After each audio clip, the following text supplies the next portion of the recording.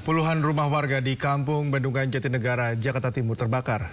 Kobaran api cepat merembet ke bangunan-bangunan semi permanen. Peristiwa kebakaran puluhan rumah warga di Kampung Bendungan Jatinegara, Jakarta Timur membuat panik warga. Api dengan cepat membesar membakar bangunan rumah warga yang terbuat dari bangunan semi permanen. Sejumlah warga berupaya memadamkan api dengan alat seadanya, sementara petugas Gul Karmat yang tiba di lokasi berusaha memadamkan rumah-rumah warga yang terus terbakar. Api berhasil dipadamkan setelah puluhan mobil pemadam diterjunkan ke lokasi. Pasca kebakaran, ratusan korban kebakaran ini menempati tenda-tenda pengungsian yang telah disiapkan oleh Dinas Sosial, Tagana, dan BPBD Jakarta. Data korban kebakaran yang kehilangan rumahnya ber-150 jiwa dan rumah yang terbakar 68 bangunan. Sejumlah bantuan bagi korban kebakaran juga telah tiba di lokasi. Ada 91 kakak, ada 68 rumah, dan ada 250 jiwa, 249 jiwa.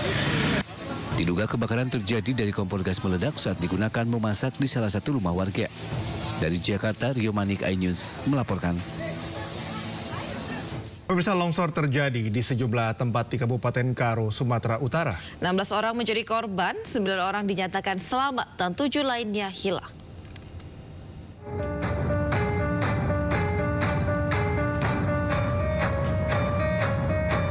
Hujan deras dan angin kencang mengakibatkan tanah longsor di sejumlah tempat di Kabupaten Karo, Sumatera Utara.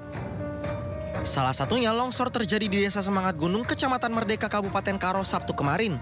Akibatnya sebanyak 16 orang menjadi korban. 9 orang diantaranya dinyatakan selamat, sementara 7 lainnya hilang. Setelah dilakukan pencarian, salah satu korban hilang berhasil ditemukan dalam kondisi meninggal dunia dan langsung dibawa ke Rumah Sakit Umum Kabanjahe. Kemarin, tanggal 23 November, sekitar 6 sore. Nah, ini kita lihat sekarang alat berat untuk melakukan evakuasi dibantu oleh pemadam kebakaran untuk upaya mencari korban. Sampai saat ini yang kita temukan 1 orang sedang dibawa ke Rumah Sakit Umum Kabanjahe. Identitasnya mungkin akan menyusul kita. Berarti sampai saat ini Pak, untuk korban sendiri tinggal berapa lagi nih Pak? Dari laporan yang sampai ke kita kemarin itu ada 7 yang dinyatakan hilang, 1 sudah kita temukan. Berarti tinggal 6 lagi nih Pak? Demikian. Di lokasi kejadian tampak material longsor menutupi semua badan jalan penghubung antar Desa Semangat Gunung dengan Desa Dulu. Dari Kabupaten Karo, Sumatera Utara, Eka Hetriansyah, iNews melaporkan. Pemirsa, Gunung Lewotobi laki-laki kembali erupsi, tinggi kolom abu 1000 meter disertai gemuruh dan getaran.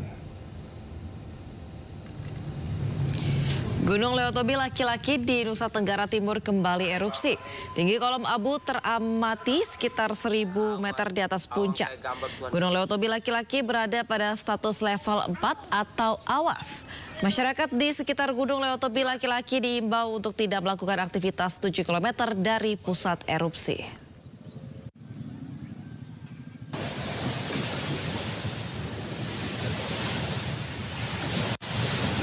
Pasar Gandrumangu di Kabupaten Cilacap, Jawa Tengah terbakar pada Minggu malam. Ya, kebakaran yang diduga disebabkan oleh konsleting listrik itu menghanguskan puluhan lapak pedagang beserta isinya.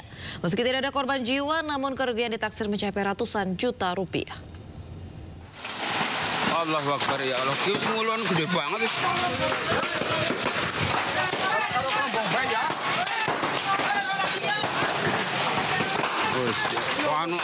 Pasar Gandrumangu di Kabupaten Cilacap, Jawa Tengah terbakar Minggu malam.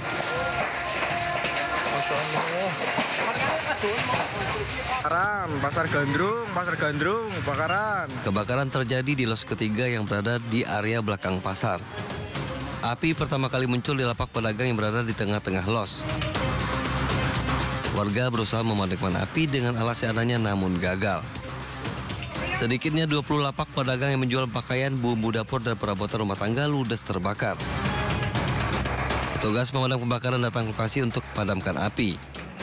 Api padam 1 jam kemudian. Kebakaran diduga akibat korsleting listrik dari salah satu lapak pedagang. Tidak ada korban jiwa, namun kerugian materi ditaksir mencapai ratusan juta rupiah. Dari Cilacap, Jawa Tengah, Heri Susanto, iNews melaporkan. Ya pemirsa, apel pengamanan Pilkada Jakarta 2024 digelar di kawasan Monas, Jakarta hari ini. Langsung saja kita bergabung ke lokasi untuk menyaksikan jalannya acara.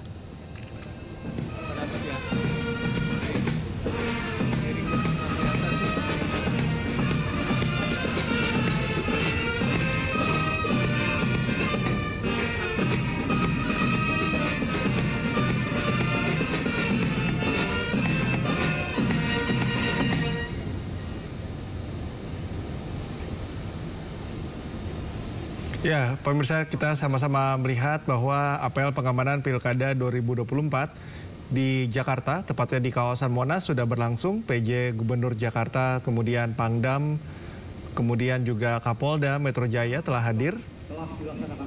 Pasukan juga telah mengisi barisan apel untuk segera dilakukan briefing dan juga arahan dari ketiganya kepada para pasukan untuk menjamin keamanan dan juga kondusivitas pada hari pencoblosan nanti 27 November 2024. Ya betul sekali Cikal, apalagi tahun ini adalah pertama kali pilkada ini dilaksanakan serentak ya.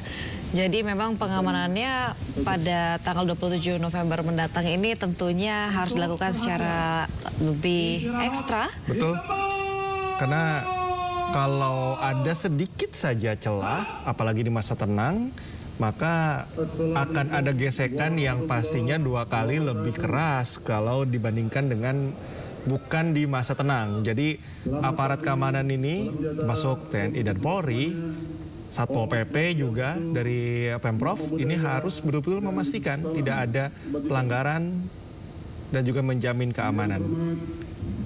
Sweeping juga sudah dilakukan ya terhadap alat peraga kampanye, dilakukan selama 2 hari ya kemarin. Yang terhormat Kapolda Metro Jaya, Bapak Irjen Polisi Taryoto beserta jajaran, Ketua KPU Provinsi DKI Jakarta, Bapak Wahyu Dinata, Ketua Bawaslu Provinsi DKI Jakarta, Bapak Munandar Nugraha, para pejabat.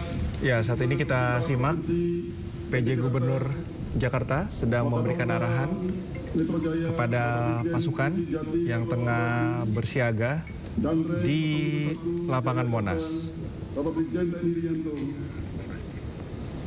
Karena komitmen dari tiap-tiap instansi, baik dari TNI, kepolisian, juga dengan Pemprov, ini akan total mengerahkan segala upaya untuk menjamin keamanan pelaksanaan Pilkada serentak 2024 khususnya di Jakarta dan juga memastikan netralitas mereka. Ini juga penting dilakukan, meyakinkan kepada masyarakat bahwa seluruh instansi aparat keamanan baik itu TNI Polri dan juga ASN ini netral dalam Pilkada 2024 ini. Dan penghitungan suara Operasi Mata Praja Jaya 2024 di wilayah hukum Polda Metro Jaya. Apel ini merupakan bagian penting dalam mewujudkan ketertiban dan kelancaran penyelenggaraan Pilkada serentak tahun 2024, khususnya di DKI Jakarta. Penguatan pengamanan perlu dilakukan terutama di masa krusial pada tahapan pemungutan dan penghitungan suara. Saya mengapresiasi peran TNI dan Polri dalam melakukan berbagai upaya untuk memastikan Pilkada di DKI Jakarta serta wilayah Polda Metro Jaya berlangsung aman dan damai dan berintegritas, salah satunya melalui operasi Mantap Praja Jaya 2024. Dalam kesempatan ini, saya ingin menekankan hal penting yang perlu menjadi perhatian kita bersama. Pertama, pengamanan pada tahapan pemungutan dan penghitungan suara. Kita perlu mengantisipasi segala bentuk gangguan, baik teknis maupun sosial, yang dapat menghambat proses pemungutan dan penghitungan suara. Pengamanan di setiap TPS dan lokasi penghitungan suara harus lebih dioptimalkan secara netral, sigap, dan profesional. Kedua, penguatan sinergi antara jajaran TNI, Polri, dan pemerintah Provinsi DKI Jakarta akan mendorong penguatan koordinasi dan upaya pengamanan untuk memastikan situasi tetap aman dan kondusif. Sinergi dan komitmen yang telah kita bangun dengan baik juga akan dapat memberikan rasa aman bagi pemilih dan penyelenggara pilkada. Ketiga, pengawasan yang transparan dan adil. Selain pengamanan fisik, kita juga memiliki tanggung jawab untuk mendukung pengawasan yang dilakukan oleh Bawaslu dan KPU. Proses penghitungan suara harus transparan, tanpa celah untuk kecurangan atau tekanan guna menjaga integritas hasil pilkada. Keempat, partisipasi aktif masyarakat. Keberhasilan pemilu atau pilkada juga tergantung pada tingginya partisipasi masyarakat dalam menggunakan hak pilih dan turut serta menciptakan suasana pilkada yang tertib dan kondusif. Untuk itu, saya mengajak seluruh pihak untuk terus mendorong partisipasi masyarakat, utamanya pada warga Jakarta, untuk menggunakan hak pilihnya dengan bijak, turut menciptakan suasana yang damai demi kelancaran penyelenggaraan pilkada serentak, menghasilkan pemimpin Jakarta yang amanah bagi kota Jakarta. Untuk mendukung upaya pengamanan, pemerintah Provinsi Jakarta turut mengerahkan 3.838 personil Satpol PP. Mereka bertugas mulai dari persiapan hari pemungutan suara, memastikan distribusi logistik dari kantor KPU hingga TPS, serta mendukung kelancaran proses pemungutan dan penghitungan suara.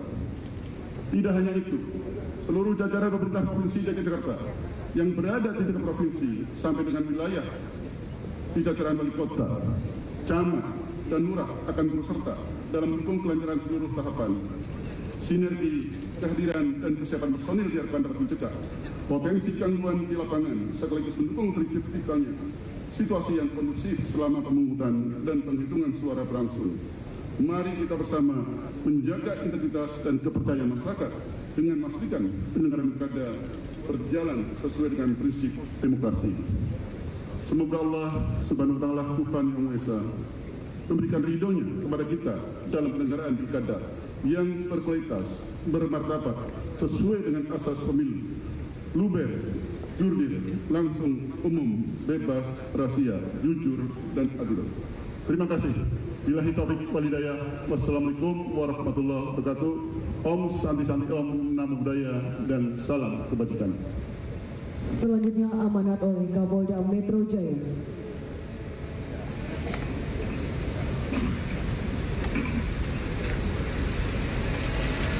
Assalamualaikum warahmatullahi wabarakatuh. Iya, Nu. Tapi belum. Selamat pagi, salam sejahtera untuk kita semua. Salam presisi. Yang saya hormati PJ Gubernur DKI Jakarta beserta jajaran, Pangdam Jaya, Jayakarta beserta jajaran, Polda Metro Jaya, pejabat utama Polda Metro Jaya beserta Kapolres, Ketua KPU Provinsi DKI Jakarta beserta jajaran, Ketua Bawaslu DKI Jakarta beserta jajaran, ASOP dan Om Lantamal 3, ASOP dan Danpom Kops 1, seluruh hadirin, tamu undangan dan peserta apel yang saya cintai dan saya banggakan.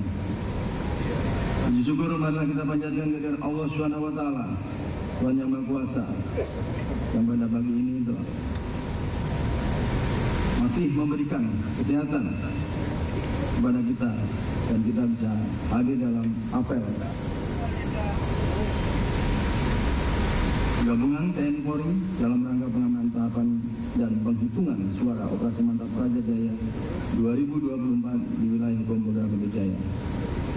Para peserta apel sekalian, pelaksanaan apel ini merupakan pengecekan terakhir kesiapan personil dalam rangka pengamanan rangkaian pemungutan dan penghitungan suara Pilkada 2024. Saya harapkan hari ini seluruh personil sudah siap untuk melaksanakan tugas sesuai dengan voting yang ada, siap dari segi kesehatan fisik, mental, perlengkapan pribadi, sarpras, dan fasilitas penunjang lainnya. Semoga dapat mendukung pelaksanaan operasi. Pada kesempatan apel pagi ini, Polda Metro Jaya melibatkan sebanyak 6.259 personil gabungan yang terdiri dari 5.059 personil Polri dan 1.200 personil TNI yang terbagi untuk melaksanakan pengamanan pemungutan suara di TPS sebanyak 3.299 personel dan power on hand sebanyak 2.960 personel. Yang mana telah pelaksanaan apel ini, personel yang terpotong akan digeser ke seluruh wilayah jajaran Polda Metro Jaya untuk melaksanakan tugas pengamanan TPS. Saya mengingatkan kepada seluruh personel agar memonitor dan mengantisipasi perkembangan yang ada di lapangan. Jangan underestimate serta terlena dengan situasi yang terlihat landai. Tetap laksanakan tugas dengan penuh rasa tanggung jawab, humanis, dan profesional sesuai SOP dengan menerapkan body system guna menjamin keselamatan personel. Selain itu, kedepankan komunikasi publik dan upaya cooling system agar masyarakat berpartisipasi penuh dalam mendukung penyelenggaraan Pilkada 2024 dengan terhindar dari polarisasi, sehingga proses pemungutan suara dan penghitungan suara di lokasi TPS sampai dengan selesai dapat berjalan dengan aman dan terkendali. Para peserta apel sekalian yang saya banggakan, Polda Metro Jaya akan mengawal dan mengamankan pemilihan 3 gubernur, 4 wali kota, dan 3 bupati. Tentunya ini akan memiliki potensi kerawanan yang berbeda di masing-masing daerah pemilihannya. Untuk itu saya mengingatkan kepada seluruh personil agar melakukan analisa dan mapping lokasi TPS tempat kita bertugas. Pahami kerawanan dan potensi gangguan di setiap lokasi TPS tersebut. Koordinasi selalu dengan petugas di TPS. Tingkatkan sinergitas dan kolaborasi antara seluruh personil pengamanan maupun stakeholder terkait. Karena hal itu adalah kunci utama keberhasilan operasi. Jangan lakukan hal-hal kontraproduktif yang dapat menyudutkan institusi Polri. Pesan saya untuk tetap menjaga netralitas kita dengan menjauhi tindakan yang dapat mendiskreditkan kita kepada keberpihakan ke salah satu paslon kepala daerah maupun kepala daerah tingkat 1 dan 2. Kepada para perwira pengendali agar cermat dalam memilih tempat untuk beristirahat ataupun tempat untuk menginap anggotanya, dan jangan berbicara dengan mengarahkan dukungan atau menjatuhkan elektabilitas salah satu paslon Pilkada 2024. Semoga pemungutan dan penghitungan suara di wilayah Polda Metro Jaya senantiasa dalam keadaan aman dan terkendali. Para peserta apel yang saya banggakan, berdasarkan pengklasifikasian TPS yang telah dilakukan, terdapat 32.570 TPS yang akan diamankan dengan 4 kriteria, yaitu kriteria TPS kurang rawan 32.187 TPS, TPS rawan 330 TPS, TPS sangat rawan 6 TPS, dan TPS khusus 47 TPS. Saya mengingatkan untuk benar-benar serius menjalankan tugas dan tanggung jawabnya di setiap TPS selama proses pilkada berlangsung, kepada jajaran di Propam agar terus melakukan pengawasan dan pengecekan keberadaan personil pengamanan yang terlibat di setiap TPS tepat pada tanggal 27 November 2024 adalah hari pemungutan suara pemilihan kepala daerah. Yang perlu diperhatikan adalah bagaimana masing-masing personil untuk memahami tugas dan tanggung jawab yang diembannya serta memahami pola pengamanan di lokasi TPS, sehingga seluruh pengerangkaian kegiatan pemungutan dan penghitungan suara dapat berjalan dengan lancar. Sebelum menutup sambutan ini, saya minta kepada seluruh peserta apel untuk menjaga kesehatan dan keselamatan selama pelaksanaan tugas. Laksanakan tugas dengan sebaik-baiknya serta hindari pelanggaran sekecil apapun. Untuk itu, marilah kita bersama-sama berdoa semoga pelaksanaan Pilkada 2024 dapat berjalan dengan lancar, serta dapat menghadirkan pemimpin daerah yang amanah dan dipercaya oleh seluruh rakyat Indonesia. Semoga Allah SWT, Tuhan Yang Maha Kuasa, senantiasa melimpahkan rahmat dan hidayahnya kepada kita semua dalam mengabdikan diri kepada masyarakat, bangsa, dan negara. Sekian dan terima kasih. Wassalamualaikum warahmatullahi wabarakatuh. Selanjutnya amanat oleh Pangdam Jaya Jayakarta. Mati-matiin lu.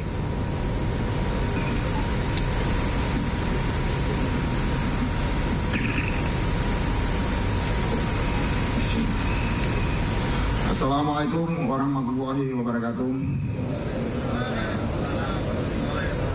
Salam sejahtera untuk kita semua. Salam Om Swastiastu, salam prima, dan salam presisi. Yang saya hormati PJ Gubernur DKI Jakarta, yang terhormat PJ Gubernur DKI Jakarta, yang terhormat Kapolda Metro Jaya, beserta para pejabat utama Polda Metro Jaya.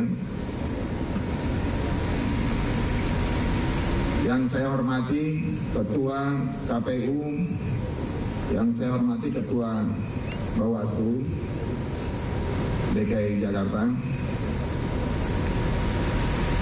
para pejabat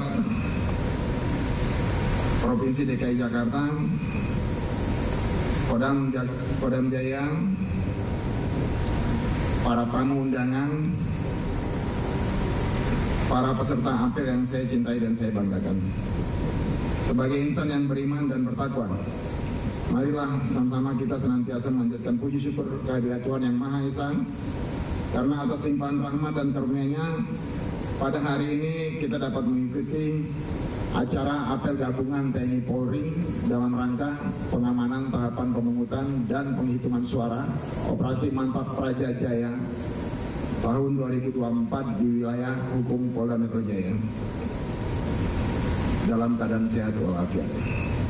Apel gelar pasukan ini bertujuan untuk menegaskan kembali komitmen tugas dan tanggung jawab serta kesiapsiagaan prajurit TNI Polri bersama pemerintah DKI dalam mengamankan wilayah ibu kota selama penyelenggaraan Pilkada DKI Jakarta di wilayah hukum Polda Metro Jaya yang akan digelar pada tanggal 27 November nanti.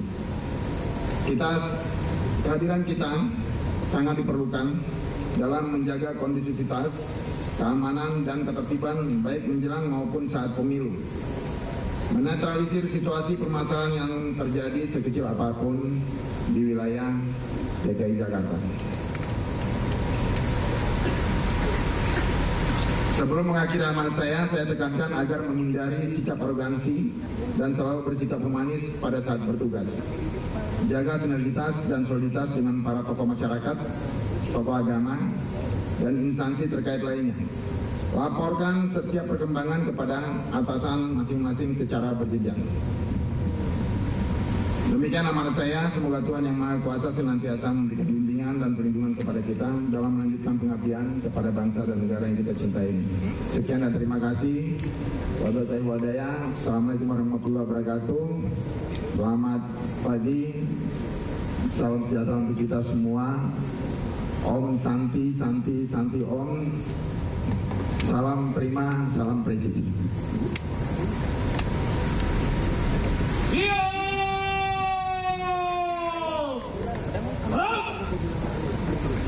Laporan Komandan Apel.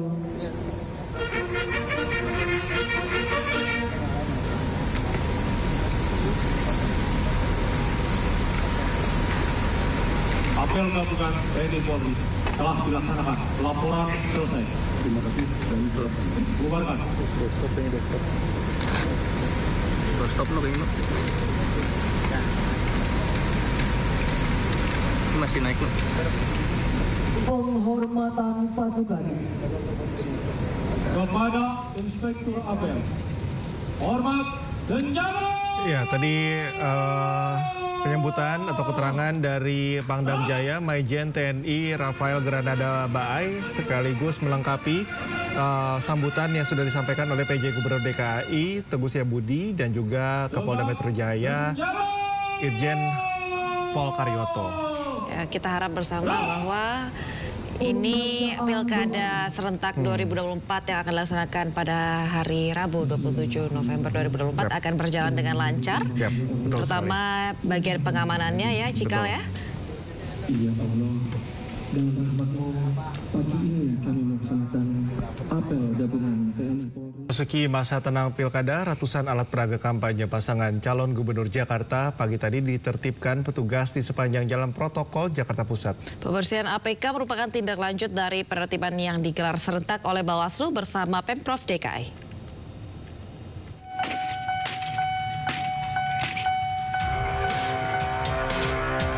Petugas gabungan dari Satpol PP dan PPSU Kelurahan Menteng melakukan penertiban alat peraga kampanye atau APK yang masih bertebaran di jalan-jalan ibu kota Minggu pagi.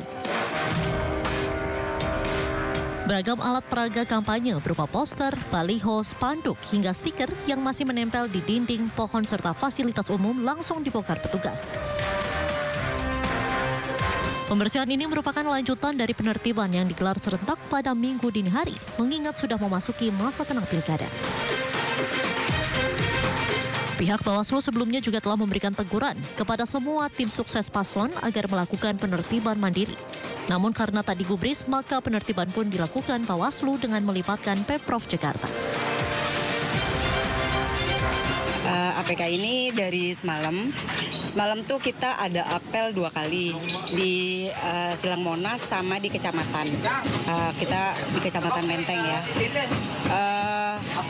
Kemudian setelah apel sekitar jam 10 malam itu kita langsung giat penurunan APK di seluruh wilayah Kelurahan Menteng karena kita ada di Kelurahan Menteng.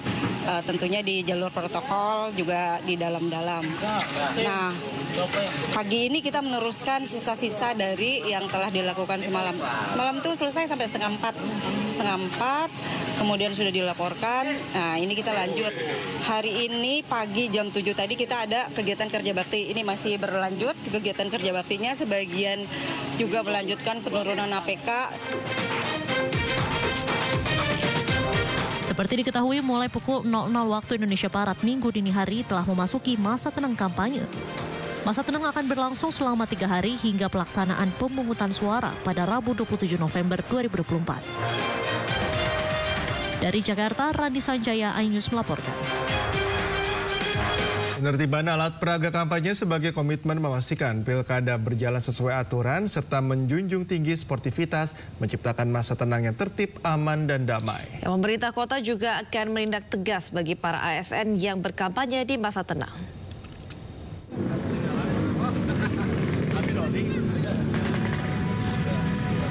Sejumlah alat peraga kampanye atau APK di sepanjang Jalan Raya Ahmad Yani, Kecamatan Bekasi Selatan, Kota Bekasi, Jawa Barat, mulai diturunkan oleh Bawaslu Kota Bekasi pada Minggu dini hari tadi.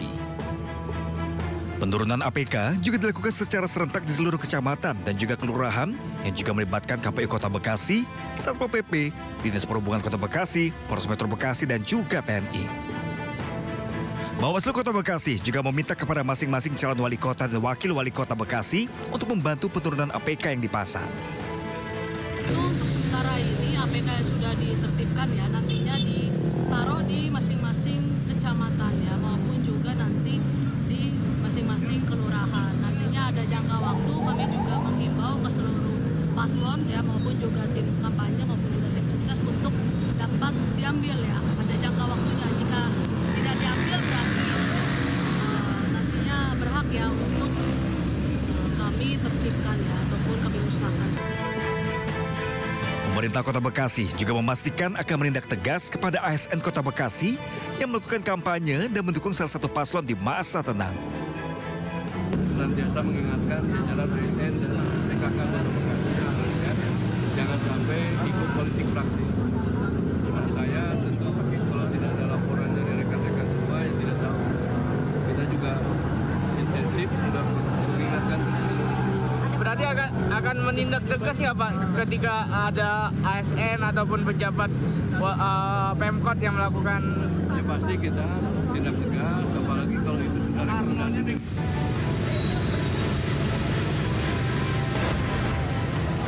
Bergeser ke Jawa Timur, tepat di pukul 12 malam, Komisi Pemilihan Umum Jawa Timur bersama Satpol PP menertibkan seluruh alat peraga kampanye atau APK paslon yang berkontestasi dalam ajang Pilkada Serentak 2024.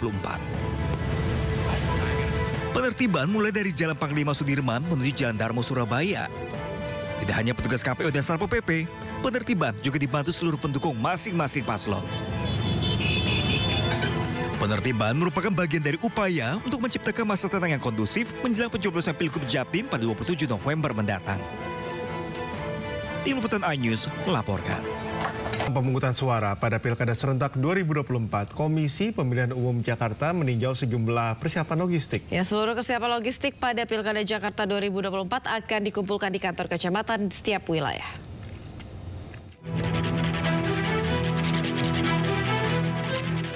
3 hari jelang pemungutan suara Pilkada Jakarta, Komisi Pemilihan Umum Jakarta memastikan kesiapan logistik di setiap wilayah.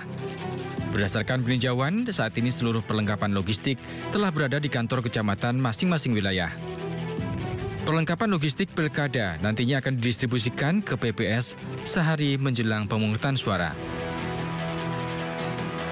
Seluruh logistik pilkada di DKI Jakarta ini posisinya sudah berada di gudang masing-masing kecamatan. Nah, di tiap kecamatan ini nantinya ketika H-1 itu akan didistribusikan kepada PPS di kelurahan yang nantinya akan diturunkan ke TPS masing-masing. Sehingga nanti di H-1 logistik pemilu ini sudah ada di TPS masing-masing. Pihak KPU Jakarta telah berkoordinasi dengan pihak kepolisian terkait pengamanan gudang logistik Pilkada Jakarta di setiap kantor kecamatan. Dari Jakarta, Hendri Aprilia, Indra Purnama, iNews melaporkan. 2 hari jelang Pilkada serentak, pengiriman logistik ke sejumlah daerah terus dikebut, salah satunya ke Kabupaten Sampang, Jawa Timur yang harus melalui jalur laut. Ya, KPU Sampang harus menyewa perahu milik nelayan untuk mengangkut kotak suara logistik ke Pulau Desa Mandangin dengan jarak tempuh 1,5 jam.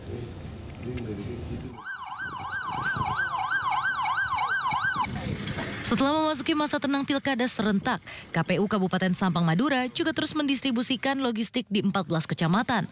Namun dalam pengiriman logistik tidak hanya menggunakan jalur darat saja atau kendaraan roda 4. Salah satu lokasi yakni Pulau Desa Mandangin yang berada di selatan Kabupaten Sampang, dalam pengiriman kotak suara logistik harus menggunakan jalur laut seperti perahu agar bisa dijangkau. Jumlah daftar pemilih tetap atau DPT satu pulaunya mencapai 13.250 orang. KPU Kabupaten Sampang pun menyewa satu perahu besar milik nelayan yang biasanya untuk mengangkut sembako namun digunakan untuk mengangkut kotak suara. Pengiriman logistik ke Desa Mandangin ada 46 kotak suara dan 92 bilik suara yang tersebar di 23 TPS nantinya. Pendistribusian logistik yang dipantau langsung oleh KPU Sampang serta Polsek setempat, TNI dan Polairut memakan jarak tempuh 1,5 jam. Ini khusus sewa untuk mengangkut logistik ini. Kalau kotak kita itu tertutup ya, di dalam kotak itu dibungkus plastik dan di luar dibungkus plastik lagi. Dan tadi di kapal ditaruh paling bawah dan selain itu sudah siap terpal dan air tidak akan masuk ke dalam. Aman lah, walaupun hujan aman. Kotak suara dan bilik suara yang dikirim dibungkus plastik ganda agar tidak rusak saat sampai di lokasi. Dari Sampang, Jawa Timur, Fatur Rahman melaporkan. Ya pemirsa, selanjutnya kami akan ajak Anda untuk mengetahui pantauan lalu lintas hari ini di sejumlah wilayah melalui pantauan CCTV Korlantas Polri. Ya, kita akan bergabung dengan Brigadir Medina di studio NTMC Polri. Brigadir Medina, bagaimana pantauan arus lalu lintas di sejumlah titik di wilayah Indonesia melalui pantauan CCTV? Baik, terima kasih rekan Cikal dan Aulia dan juga selamat pagi pemirsa. Berbagai aktivitas pagi hari Anda, kami akan mengajak pemirsa untuk mengetahui bagaimana kondisi arus lalu lintas di sejumlah titik di wilayah Indonesia melalui pantauan CCTV Korlantas Polri. Untuk yang pertama kita pantau dari kawasan Simpang Pancoran, Jakarta Selatan. Di mana pada pagi hari ini arus lalu lintas dari arah Pasar Minggu ataupun Depok yang akan mengarah ke Semanggi dan juga Tebet dan juga yang akan mengarah ke Manggarai saat ini dalam situasi ramai dan juga lancar. Perapatan kecepatan kendaraan hanya menjelang antrian traffic light saja, selepasnya kendaraan dapat melaju dengan kecepatan normal. Kemudian arus lalu lintas dari arah Semanggi yang akan mengarah ke Pasar Minggu ataupun Depok juga yang akan mengarah ke Tebet dan juga Manggarai saat ini dalam situasi lancar. Belum terjadi peningkatan jumlah kendaraan yang cukup signifikan di kawasan tersebut. Dan kami menghimbau kepada para pengendara untuk mengecek kembali kondisi fisik kendaraan Anda serta kelengkapan surat-surat berkendara Anda. Untuk selanjutnya kita bergeser di kawasan Pos Polisi Cikopo, Jawa Barat. Di mana arus lalu lintas dari arah Jakarta yang akan menuju ke arah Palimanan dan juga sebaliknya saat ini dalam situasi ramai lancar. Perapatan kecepatan kendaraan hanya menjelang antrian traffic light saja, selepasnya kendaraan dapat melaju dengan kecepatan normal. Dan kami menghimbau bagi Anda para pengendara agar berhati-hati dan tetap menjaga jarak aman kendaraan Anda. Dan apabila Anda lelah atau mengantuk, kami sarankan untuk beristirahat di rest area yang telah disediakan. Untuk selanjutnya kita bergeser di kawasan Mall Citowaru, Surabaya, Jawa Timur. Di di mana arus lalu lintas pada pagi hari ini dari arah Sidoarjo yang akan mengarah ke Surabaya melalui Jalan Ahmad Yani saat ini terpantau ramai dan juga lancar, dan kendaraan di kawasan tersebut didominasi oleh kendaraan pribadi baik roda 2 maupun roda 4. Kami menghimbau kepada Anda para pengendara agar selalu menjaga batas kecepatan maksimal kendaraan Anda untuk keselamatan diri Anda pribadi maupun pengendara lain. Untuk selanjutnya kita bergeser di kawasan Jembatan Ampera, Sumatera Selatan, di mana arus lalu lintas pada pagi hari ini dari arah Jalan Jenderal Sudirman yang akan mengarah ke Jembatan Ampera dan juga dari arah Ampera yang akan mengarah ke Jalan Merdeka saat ini tampak ramai lancar. Belum terlihat adanya peningkatan jumlah kendaraan yang cukup signifikan di kawasan tersebut. Dan kami menghimbau kepada Anda para pengendara untuk tetap waspada dan berhati-hati, serta kami menghimbau untuk tidak menggunakan trotoar jalan sebagai jalur Anda. Dan pemirsa, berdasarkan data IRSMS Korlantas Polri, angka kecelakaan lalu lintas di seluruh Indonesia selama 1 kali 24 jam terjadi sebanyak 171 kasus laka lantas dengan rincian 30 meninggal dunia, 15 luka berat dan 219 luka ringan. Dari 171 kasus laka lantas tersebut, 4% didominasi oleh kendaraan roda 2. Maka dari itu kami mengimbau kepada Anda para pengendara agar selalu berhati-hati dalam berlalu lintas dan tetap menjadikan keselamatan sebagai kebutuhan Anda. Dan bagi Anda yang ingin mengupdate informasi selengkapnya seputaran arus lalu lintas, Anda dapat menghubungi call center kami di 1500669 ataupun melalui SMS kami di 9119. Demikian yang dapat kami informasikan, semoga bermanfaat. Selamat pagi dan salam presisi. Silakan kembali ke studio. Baik, terima kasih Brigadir Medina atas laporan pantauan arus lalu lintas dari sejumlah wilayah. Selamat bertugas kembali dan salam presisi. Komisi Kepolisian Nasional mendatangi Polda Sumatera Barat untuk mengawal penyidikan kasus polisi tembak polisi yang menewaskan Kasat Reskrim Polres Solok Selatan, Kompol Anumerta Rianto Ulil Ansor.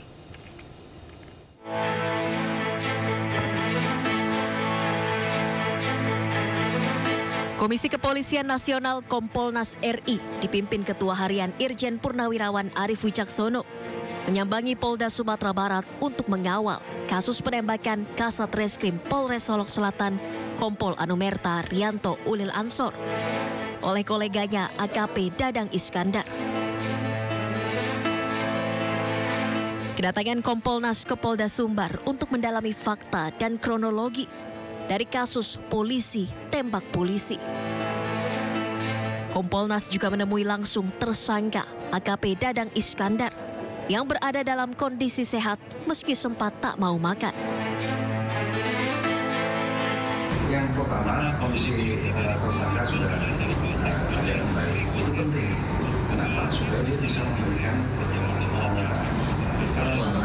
secara pas. Ya kan? Nah, saya tadi sudah mengatakan kepada Pak Kapolda, saya sudah dibagiin, jadi saya hanya mengingatkan, karena saya tidak akan masuk ke dalam substansi daripada penyidikan. Karena maksud saya sejauh memastikan bahwa penyidikan itu berjalan dengan sesuai dengan SOP. Selain mendatangi Polda Sumbar, Kompolnas juga akan mendatangi TKP penembakan di Polres Solok Selatan untuk investigasi lebih mendalam. Kompolnas berkomitmen untuk memastikan proses hukum dari kasus yang melibatkan aparat penegak hukum ini berjalan transparan dan dapat dipertanggungjawabkan. Dari Padang, Sumatera Barat, Budi Sunandar, iNews melaporkan. Sementara Kapolda Sumatera Barat Irjen Pol Suharyono menyebut kepolisian masih mendalami kasus ini. Ya, soal motif kasus yang sebelumnya sudah diungkapkan, Kapolda Sumbar menyebut motif bisa berubah karena penyidik menemukan keterangan berbeda dari saksi yang diperiksa. Kalau yang pertama kemarin saya sampaikan tentang apa yang harus saya ucapkan terkait dengan motif itu nanti biar saja dibuktikan nanti di persidangan. Ada hal-hal yang memang sulit sekali untuk memastikan seperti apa motif, karena ini antar pribadi bisa atau antar pribadi ke organisasi atau internal atau konflik of interest, ini sedang kami dalami sampai saat ini. Boleh jadi yang kami rilis kemarin itu ada perubahan manakala nanti ditemukan kesaksian dan pembuktian baru setelah kami memeriksa semua pihak. baik itu tersangka maupun saksi-saksi yang lain. Kan tadi ditanyakan oleh media dan ini juga yang ditunggu masyarakat. Tetapi tidak semua informasi itu harus diungkap saat ini sebelum semuanya diproses secara tuntas. Untuk motif memang sulit sekali untuk dibuktikan apakah itu saja masalahnya. Pastinya kami perlu waktu juga untuk mendalami motif itu. Kemarin sudah terekspos apakah masalah galian C, apakah masalah tambang atau masalah pribadi yang lain, itulah yang sedang kami dalami. Tetapi itu karena saat saya press release awal itu meluruskan dari informasi pagi yang sudah beredar ke media, sehingga kami harus tetap berdasar pada pendalaman setelah memeriksa semua saksi termasuk tersangka. Baru Solyu Intense Lip Stain, warna intens, tahan hingga 12 jam. Beli sekarang. Pemirsa, Gubernur Petahana Bengkulu Rohidin Mersyah terjaring OTT KPK. Kericuhan sempat terjadi saat masa pendukung gubernur mencoba menghentikan mobil yang membawa rombongan Rohidin Mersyah ke bandara.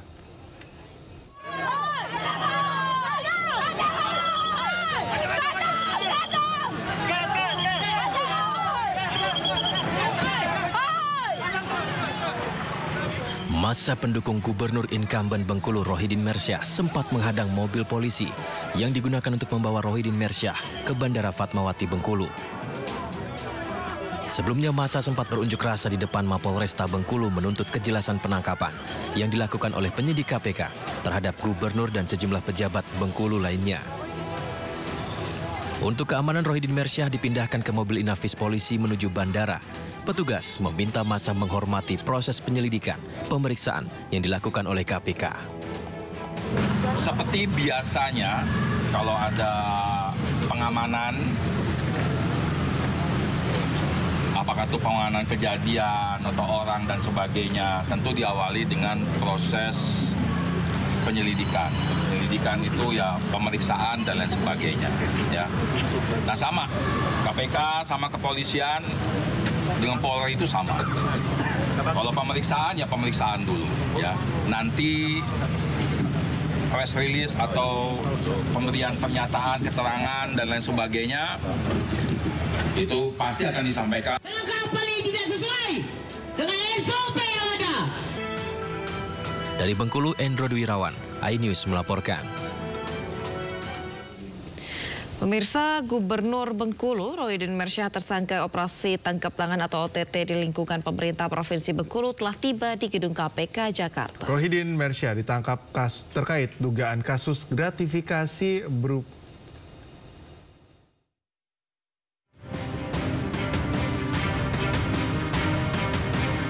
Rohidin Mersyah, Gubernur Bengkulu yang juga calon Gubernur Bengkulu periode 2024-2029, tiba di Gedung Merah Putih KPK Jakarta Selatan dengan menggunakan topi dan masker putih. Rohidin masuk ke gedung Komisi Anti Rasuah dengan didampingi polisi serta pegawai keamanan KPK. Meski tak memberikan komentar, namun saat memasuki ruangan, ia menyempatkan untuk membalas sapaan awak media. 7 tersangka lainnya masuk ke gedung KPK melalui pintu lain. Sementara, menurut Wakil Ketua KPK, Alexander Marwata, operasi tangkap tangan KPK di Bengkulu terkait pungutan ke pegawai untuk pendanaan pemilihan kepala daerah. Adanya mobilisasi ya terkait dengan akan ikut sertanya yang bersangkutan tersangka petahana gubernur untuk mengikuti pilkada nanti pada bulan November yang hari Rabu nanti akan dilakukan pencoblosan. Terdapat dugaan penerimaan sejumlah uang oleh saudara EF alias AC selaku ajudan Gubernur Bengkulu dan saudara IF selaku Sekretaris Provinsi Daerah Bengkulu yang dimaksudkan untuk saudara RM selaku Gubernur Bengkulu. Sebelumnya, KPK melakukan operasi tangkap tangan ke sejumlah pejabat eselon di Pemprov Bengkulu Sabtu malam. Satu di antaranya merupakan Gubernur Bengkulu yang juga calon Gubernur Bengkulu periode 2024-2029. Selain mengamankan 8 tersangka, penyidik turut menyita uang senilai 7 miliar rupiah. Dari Jakarta dan Kota Bengkulu, tim Liputan iNews melaporkan.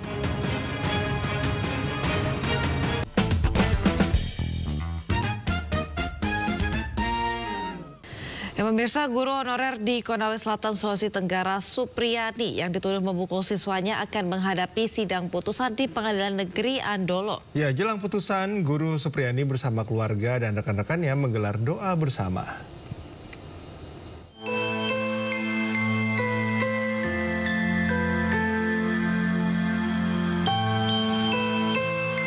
Sayangilah Ibu Supriyani SPD, semoga mendapatkan Guru honorer SD Negeri 4 Baito, Konawe Selatan, Sulawesi Tenggara, Supriyani mengikuti doa bersama jelang sidang pembacaan vonis kasus yang menjeratnya. Doa bersama digelar di kantor kuasa hukum Supriyani dan dihadiri keluarga serta rekan-rekan Supriyani sesama guru. Mereka memberikan dukungan kepada Supriyani yang akan menghadapi vonis hakim di Pengadilan Negeri Andolo Senin pagi. Supriyani pun berharap bisa divonis bebas. Mungkin pada waktu ditahan itu saya sangat berat dan sedih di situ karena saya harus menjalani di lapas ya selama 1 minggu. Saya harus berpisah sama anak dan suami dan bahkan keluarga yang harus saya tinggalkan tanpa berpamitan dengan mereka. Ya. Harapannya vonis besok gimana? Ya, mudah-mudahan besok bisa bebas dan tak bersalah saja harapan saya. Sementara itu, kuasa hukum Supriyani yakin kliennya tidak bersalah dalam perkara ini. Ibu Supriyani bisa mendapatkan keadilan, ya. Putusan besok bisa memberikan keadilan Ibu Supriyani, bisa membebaskan Ibu Supriyani karena memang Ibu Supriyani berdasarkan fakta-fakta di persidangan ya, tidak terbukti melakukan perbuatan kekerasan terhadap anak ya. Sebelumnya, Supriyani dituduh menganiaya siswanya yang masih duduk di bangku kelas 1 SD. Siswa itu merupakan anak dari Kanit Intelkam Polsek Baito, Aibda Wibowo Hashim. Peristiwa bermula saat orang tua korban melihat luka memar di paha korban. Orang tua korban menyebut anaknya dipukul menggunakan gagang sapu oleh Supriyani. Namun Supriyani berulang kali membantahnya. Kasus ini kemudian mendulang perhatian warganet. Dalam sidang tuntutan, jaksa menilai tuduhan penganiayaan yang dilakukan Supriyani tidak dapat dibuktikan dan meminta hakim membebaskan Supriyani. Dari Konawe Selatan, Sulawesi Tenggara, Febriono Tameng, iNews melaporkan. Games Plus Arcade tersedia hanya di RCTI Plus Super App. Mainkan sekarang. Pemirsa, wacana penarikan retribusi kantin sekolah terus bergulir. Ya, penjabat Gubernur DKI Jakarta Teguh Setiabudi mengaku masih mengkaji wacana tersebut meski sempat dibahas dalam rapat rancangan anggaran pendapatan dan belanja daerah atau RAPBD. Penjabat Gubernur DKI Jakarta, Teguh Setiabudi mengaku masih mengkaji wacana penarikan distribusi kantin sekolah. Menurutnya wacana tersebut muncul dan sempat dibahas dalam rapat rancangan anggaran pendapatan dan belanja daerah RAPBD. Namun menurutnya hingga kini belum ada keputusan terkait hal tersebut. Teguh akan menyerahkan wacana distribusi kantin sekolah ke Sekretaris Daerah atau Sekda, serta Kepala Badan Pengelolaan Keuangan dan Aset Daerah atau BPKAD Provinsi DKI Jakarta untuk dikaji lebih lanjut. Kemarin kan itu yang wacana yang sempat muncul pada waktu kita pembahasan RAPBD tentunya memerlukan suatu kajian yang lebih cermat. Nanti kami serahkan kepada Pak Sekda, Kepala BPKAD untuk mengkaji lebih jauh bagaimana terkait masalah retribusi kantin. Wacana distribusi kantin sekolah mencuat setelah Wakil Ketua Komisi C DPRD DKI Jakarta, Sutikno, mengatakan keberadaan kantin di sebuah sekolah menerapkan tarif sewa lapak sebesar 5 juta per tahun. Untuk itu, Sutikno meminta Dinas Pendidikan mendata seluruh kantin sekolah dan mengkaji usulan sebagai bahan membuat payung hukum yang mengatur tentang penetapan tarif distribusi kantin sekolah. Dari Jakarta Pusat, Rani Sanjaya, iNews melaporkan.